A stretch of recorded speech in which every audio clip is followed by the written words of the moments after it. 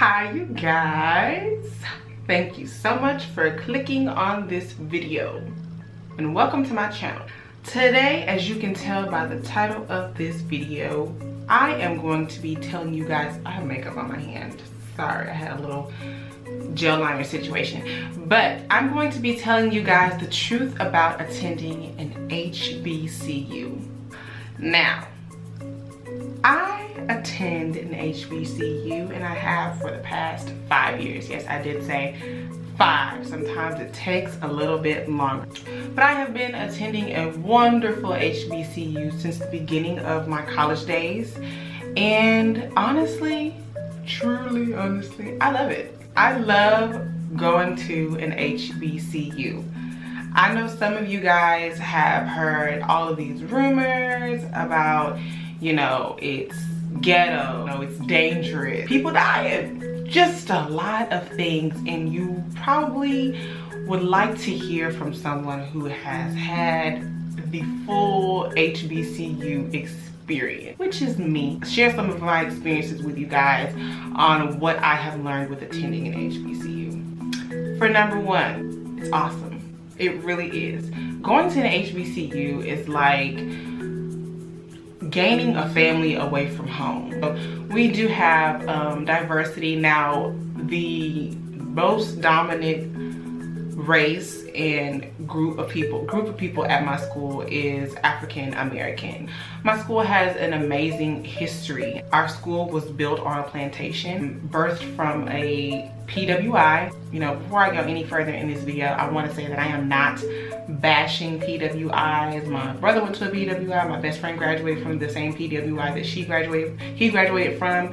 I have friends who go to PWIs or went to PWIs. There's nothing wrong. I have aunts and uncles who graduated, cousins who graduated from PWI, so there's nothing wrong with going to a PWI. But this is for the people who are thinking about or are walking into or already have committed to going to a HBCU.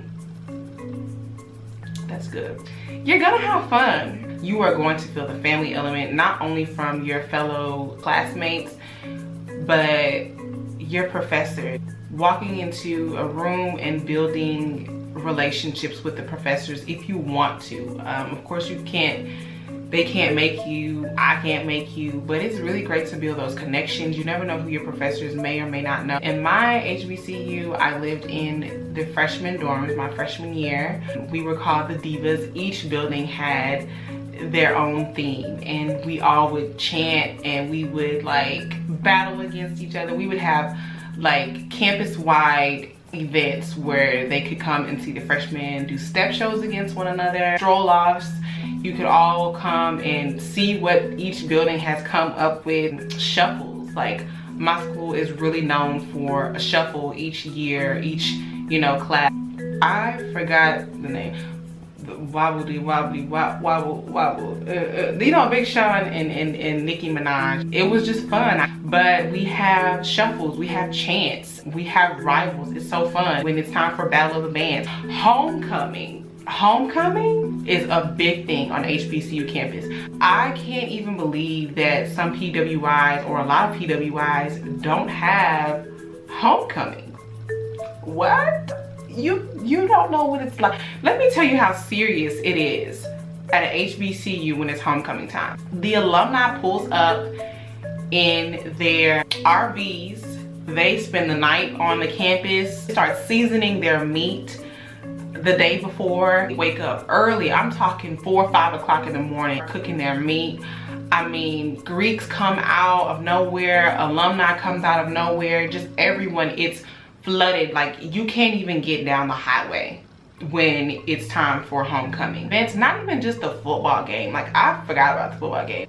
You know, you gotta put the football team in there too, because essentially our alumni is strong. Like, they do not forget. I know some people have, you know, pride in their school, but there's no pride like HBCU pride. You will never forget your time at an HBCU. Another thing about attending an HBCU that you guys may not like is financial aid. Now let's talk about it. Just to pause really quickly, I wanted to inform you guys that financial aid is for everyone who will not be paying for their entire schooling out of pocket. You will need to apply for financial aid for grants and for student loans. Now is a good time to start doing that. Research it. Thank you. For me, I personally have not had an awful experience with the financial aid department, but the people I go to school with will say different. It has been less struggle, okay, with the financial aid department and a lot of HBCUs. I don't know what it is, but if you didn't start working on your financial aid February, March, you might have some problems by come August. You know, you might not have the money that you need to pay for school, and you just might want to stay on top of it. Don't call them. Don't call them. They ain't gonna answer. Make sure you on top of them so they can be on top of your financial aid. Do not cause any unnecessary drama on your campus. Don't do that. Don't do that. You don't know who you're messing with. You don't know where they're from. Be careful with yourself. But if you guys have interest in pledging, an HBCU is a great place for you to go. Sometimes if you go on PWI campuses, they might not even have the organization that you are looking for. But we do have a lot of Greeks on our campus. It's fun to see them do their thing. It's always fun to do that. Just make sure that, you know, if you would like to join one of the organizations, don't tell everybody. We've had people put it on Twitter and Facebook and different things like that, but I'm telling you, if you're an incoming freshman and you did not know that, now you know. It is not public information for everyone to know what Greek organization you would like to join. That is your business, okay? That is your business. It is private and it's not for Twitter, Facebook, or Instagram to know. Keep it to yourself until you find out the order in which they should go. It's great to see males and females come together and be in unison. And some PWIs, it'll be a lot smaller, like 10 people or 5. HBCU, you'll get 40. Hang in there. If that's what you really want to do, you go for it. Don't let anyone tell you you can't do it. Get involved in your campus, volunteer, meet people, network, do everything you can to achieve all of your goals. Go to class. Homecoming week is not break week. For us, most of the time, homecoming week means midterms week. Now, that's childish. You know, if you are one of those people who are involved and want to do everything on campus during homecoming week, make sure you get your butt up, go to class, make sure you study for those midterms so you can feel good about the turn up. You know, we get a lot of freshmen coming in, make it the sophomore year. You gotta pass. You can't just come in there and say, oh, well, I got an F or, you know, couple D's, couple C's.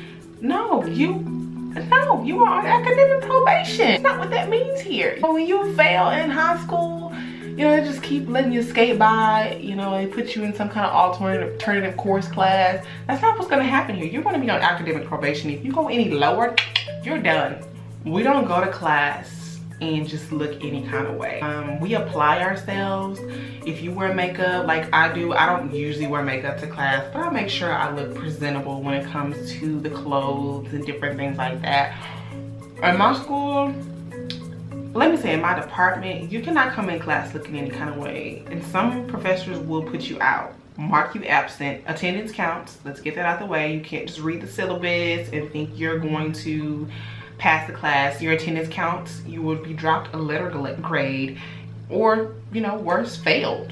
You want to be successful in life. You want to know that you turned up in college, but you also made those A's and B's in college as well. They are attainable. Anyone can do it. You know, you're allowed to have your mistakes. Just don't make too many of them because they will stay on your transcript. GPAs matter. Don't go to every party that you are invited to. You know, you read those flyers and it's just like, this is not where the Lord wants me to be right now. Don't take unknown shots. That's at any school. It's Black love. People meet their soulmates. I just love it. I love Black love. Excuse me if you are offended by that, but I love Black love, and I see nothing wrong with procreating with people who look like you. Some people see out to date people of other races because they want their kids to have good hair, or they want them to have blue eyes or green eyes or something like that, or they want their skin tone to be light skin or something, some kind of mess. Black love is in. get you some. I came into college, you know, in a relationship from high school. You know, our black love was real cute. People thought we were so cute around the freshman campus. You know, it didn't work out, but he was so sweet. And I saw him the other day. He was looking kind of cute. Whatever your flavor is. If you don't like black men or you don't like black women, that's fine too. That is completely fine. I don't see anything wrong with that. But I love mixed babies. I love white babies, Asian babies, purple, blue. It doesn't matter. I love them all. But that's just my personal preference. When you go to HBCU, it's so much talent on campus. When I tell you, somebody's there to do your hair. Like me, I'm there to do your makeup. Just don't sleep on HBCUs. There is something great at HBCUs. Don't think that going to a predominantly white institute is the only way. You know, if that's what you choose to do, you know, some people's dream is to go to Harvard or Yale, and that's fine. But don't forget about Howard. Don't forget about the southern schools. Don't forget about Alabama. Don't forget about going to schools with people who look like you. I remember when Obama was re-elected in office, my campus went crazy. We were hype, you know. We were so turned up when we found out we had a black president 2 terms. Do you hear me? It was just crazy. People were crying. It was just an amazing sight to see. So if you are thinking about going to an HBCU and you keep hearing negative things about it, just remember all of the positive things. It is what you make it.